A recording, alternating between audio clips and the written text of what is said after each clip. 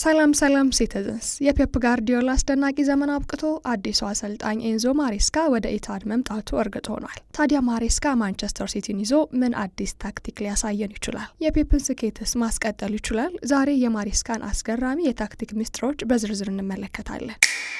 ብዙዎቻችሁ ማሬስካ ሲመጣ ቡድኑ ምን ሊሆን ይችላል፣ የትኞቹን ተጫዋቾችስ መነሻ አድርጎ ነው አዲሱን ቡድን የሚገነባው ብላችሁ እንደምትጠይቁ አውቃለሁ። ማሬስካ የራሱ የሆነ ግልጽ ፍልስፍና አለው። ነገር ግን ይህንን ፍልስፍና በሲቲ ቤት ተግባራዊ የሚያደርገው አዳዲስ ተጫዋቾችን በመግዛት ሳይሆን አሁን ባሉን የዓለማችን ምርጥ ተጫዋቾች ላይ ተመስርቶ ነው። ዛሬ ማሬስካ አዲሱን ማንቸስተር ሲቲን በየትኛው ቁልፍ ተጫዋች ዙሪያ እንደሚያደራጅና ታክቲኩ ሜዳ ላይ እንዴት እንደሚተረጎም በዝርዝር እንመለከታለን። ቪዲዮውን ላይክ በማድረግ ጀምሩ። ወደ ትንተናው እንለፍ።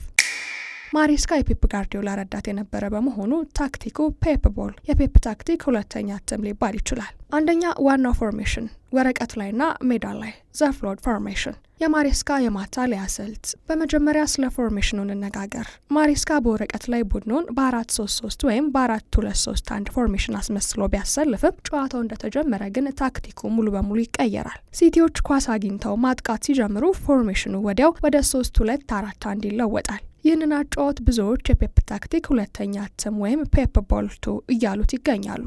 በወረቀቱ ላይ ቡድኑ ጨዋታው ሲጀምር 4-3-3 ወይም 4-3-2-1 ይዞ ይገባል። ኳስ ሲይዙ በማጥቃት ጊዜ ፎርሜሽኑ ወዲያው ተለውጦ ወደ 3-2-4-1 ይቀየራል። ሲቲ ጨዋታ ሲጀምር በ4 ተከላካይ ቢመስልም ማጥቃት ሲጀምር ግን ወደ 3 ተከላካይ ይቀየራል። ይህ የሚሆነው እንዴት ነው? የታክቲኩ ሚስጥር ኒኮ ኦራይሊ እና ማቲያስ ኑኔዝ። አሁን ወደ ተከላካይ ክፍሉ እንሄድ። ማሬስካ ቡድኑን የሚገነባው በኢንቨርትድ ፉልባክ ወይም ወደ መሃል በሚገቡ የመስመር ተከላካዮች ዙሪያ እንደሆነ አይተናል። ታዲያ ይህን ታክቲክ በሲቲ ቤት በተግባር ለመተርጎም ትልቁን ሚና የሚያገኘው ማቲያስ ኑኔዝ። ሲቲ ኳስ ይዞ ማጥቃት ሲጀምር ማቲያስ ኑኔዝ ከቀኝ መስመር ተከላካይነቱ ተነስቶ ቀጥታ ወደ መሃል ሜዳ በመግባት ከሮድሪ ጎን ይቆማል። ይህ መሃል ሜዳ ላይ የአራት ተጫዋቾች ስብስብ ቦክስ ሚድፊልድ ይፈጥራል። በተመሳሳይ ሰዓት በግራ በኩል ያለው ኒኮ ኦራይሊ ወደ መሃል በመጠጋት ከሌሎች ሁለት መሃል ተከላካዮች ጋር በመሆን የሶስት ተከላካዮችን ሰንሰለት ይሰራል። የጋርዲዮላ አካላዊ ጥንካሬ፣ ኳስን ወደፊት የማሰለፍ ብቃት ማሬስካ ከበስተጀርባ ለሚመሰርተው ጨዋታ እጅግ ወሳኝ መሰረት ነው። የቡድኑ ልብና መሪ ሮድሪ ዘአንከር። የማሬስካ ጨዋታ ሙሉ በሙሉ የተመሰረተው መሃል ሜዳን በመቆጣጠር ላይ ነው። ለዚህ ደግሞ ከዓለማችን ምርጡ አማካኝ ሮድሪ ይልቅ የተሻለ ተጫዋች ሊገኝ አይችልም። ማሬስካ በሌስተር ሲቲ የነበረውን ሃሪ ዊንክስን ወይም በቼልሲ የነበረውን ኤንዞ ፈርናንዴዝን የተጠቀመበትን መንገድ ካየን የሮድሪ ሚና ምን ያህል ግዙፍ እንደሚሆን መገመት አያዳግትም። ሮድሪ በማሬስካ ስር የቡድኑ አንከር ወይም መልህቅ ሆኖ ያገለግላል። ቡድኑ ከበስተጀርባ ኳስ መስርቶ በሚጫወትበት ጊዜ ሮድሪ ከተከላካዮች ፊት ለፊት በመቆም የመጀመሪያውን ኳስ የመቀበልና ጨዋታውን የመምራት ኃላፊነት አለበት። ማሬስካ የሮድሪን የመከላከል ብቃት ብቻ ሳይሆን ኳስን ሳይቸኩል የማሰራጨትና የጨዋታን ፍጥነት የመወሰን ቴምፖ ኮንትሮል ብቃቱን በከፍተኛ ደረጃ ይጠቀማል። በአጭሩ ማሬስካ የሚገነባው ሲቲ መሪው ዋናው ሞተሩ ሮድሪ ነው። የፈጠራ ንጉሱ ፊል ፎደን ዘ ታሊስማን። በማሬስካ ታክቲክ ውስጥ ሌላኛው እጅግ ወሳኝ ቦታ አድቫንስድ ኤቴስ ወይም ወደፊት የሚጫወቱት ሁለቱ አማካዮች ናቸው። ማሬስካ በሌስተር ሲቲ ኬርናን ዱዌርስቤሪ ሆልን የተጠቀመበት መንገድን ያስታውሳቸዋል። ያንን ፍጹም የነጻነት ሚና አሁን በሲቲ ቤት የሚያገኘው ፊል ፎደን ነው። ፎደን በማሬስካ ስር በሜዳው መሃልና በግማሽ ክፍተቶች ሃፍ ስፔስ ውስጥ በነጻነት የመንቀሳቀስ መብት ይሰጠዋል። ፎደን የቡድኑ ዋና የፈጠራ ሰው ይሆናል። ማሬስካ ፎደን ከተከላካዮች ጀርባ የሚፈጥረውን አደገኛ እንቅስቃሴና ከሳጥን ውጭ የሚመታቸውን ድንቅ ኳሶች ለቡድኑ ማጥቃት እንደ ዋና መሳሪያ ይጠቀማቸዋል። ፎደን በማሬስካ ስር የባልኦን ዶር ተፎካካሪ የሚሆንበትን ብቃት እንደሚያሳይ ብዙ የስፖርት ተንታኞች እየተነበዩ ይገኛሉ።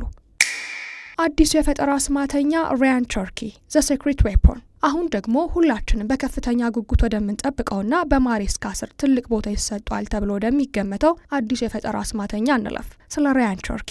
ማሬስካ ይህንን ፈረንሳዊ ወጣት ተሰጥኦ በሲቲ ቤት ለማየት በጣም እንደሚፈልግና የእሱን መምጣት በታክቲኩ ላይ ትልቅ ለውጥ እንደሚያመጣ በሰፊው እየተነገረ ይገኛል። ቸርኪ በሁለቱም እግሩ እኩል የሚጫወት አስደናቂ ብቃት ያለው፣ በኳስ ቁጥጥሩ ተከላካዮችን አንድ ለአንድ ገጥሞ በማለፍ ድሪብሊንግ ረገድ በአውሮፓ ካሉ ምርጥ ወጣቶች አንዱ ነው። ታዲያ ማሬስካ እሱን እንዴት ሊጠቀምበት ይችላል? የማሬስካን ፍልስፍና ለሚያውቅ ሰው ቸርኪ ሁለት ትልልቅ ጥቅሞችን ይሰጣል። አንደኛው በክንፍ ላይ ተሰልፎ ወደ መሃል ሜዳ እየገባ የተቃራኒን ቡድን የመከላከል ሰንሰለት ሙሉ በሙሉ ማፍረስ ይችላል። ሁለተኛውና ይበልጥ አደገኛ የሚሆነው ግን ከፊል ፎደን ጎን በመቆም ሁለተኛው አድቫንስድ 8 ወይም የፈጠራ ሞተር ሆኖ ሲጫወት ነው። የቸርኪ ያልተጠበቁ ድንቅ ቅብብሎች፣ ኬፓስስ እና ሳጥን ውስጥ ላሉ እንደ ሃላንድ ላሉ አጥቂዎች የሚፈጥረው የጎል እድል ሲቲን በማጥቃት ረገድ ይበልጥ የማይገመት እና አስፈሪ ቡድን ያደርገዋል። ቸርኪ በማሬስካ ስር የኢትሃድ አዲሱ ተወዳጅ ኮከብ ለመሆን ሁሉንም መመዘኛ ያሟላ ተጫዋች ነው።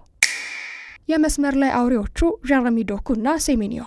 የማሬስካ ጨዋታ ያለ ፈጣንና መስመር ይዘው በሚጫወቱ የክንፍ ተጫዋቾች ሙሉ ሊሆን አይችልም። መሃል ሜዳው በሮድሪ በፎደንና ወደ መሃል በሚገባው ተከላካይ ሲጨናነቅ የተቃራኒ ቡድን ተከላካዮች በሙሉ ወደ መሃል ይጠበባሉ። በዚህ ሰዓት በግራ መስመር ጀረሚ ዶኩ፣ በቀኝ መስመር ደግሞ ሴሜኒዮ ሙሉ በሙሉ ሜዳውን አስፍተው በመስመር ጥግ ላይ ይቆማሉ። ኳስ በድንገት ወደ እነርሱ ሲሻገር ከተቃራኒ መስመር ተከላካይ ጋር 1-1 ይገናኛሉ።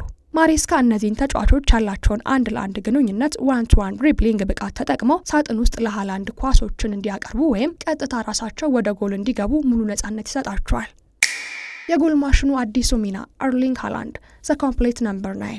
አሁን ደግሞ ወደፊት መስመር እንሂድና ስለ ኤርሊንግ ሃላንድ እናውራ። በማሬስካ ጨዋታ ውስጥ አጥቂ ዝም ብሎ ሳጥን ውስጥ ቆሞ ኳስ አይጠብቅም። ማሬስካ አጥቂ ወደ መሃል ሜዳ እየወጣ ከቡድን ጓደኞቹ ጋር እንዲቀባበል ሊንክ አፕ ፕሌይ ይፈልጋል። ይህ ለሃላንድ አዲስ ፈተና ሊሆን ይችላል። ነገር ግን የማሬስካ ታክቲክ ለሃላንድ ተጨማሪ የጎል እድሎችን ይፈጥርለታል። ማሬስካ የክንፍ ተጫዋቾችን ተጠቅሞ የተቃራኒ ቡድን ተከላካዮችን ወደ ውጪ በሚያስወጣበት ጊዜ በሳጥኑ መሃል ላይ ሰፊ ክፍተት ይፈጠራል። ሃላንድ ያንን ክፍተት በመጠቀም በጥልቀት እየሮጠ ኢንሳይድ ራንስ እንዲገባ ይደረጋል። ሃላንድ በማሬስካ ስር ዝም ብሎ ጎል አግቢ ብቻ ሳይሆን ጨዋታዎችን በመፍጠር ረገድም ትልቅ ሚና የሚጫወት ኮምፕሌት አጥቂ ሆኖ የምናይበት እድል ሰፊ ነው።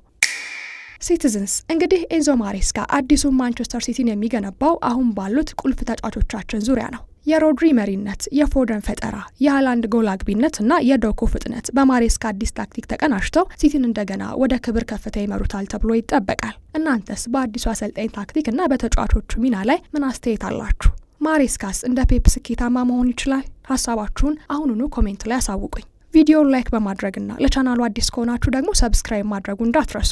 በሚቀጥለው ቪዲዮ እስከምንገናኝ በያላችሁበት ሰላም ሁኑ።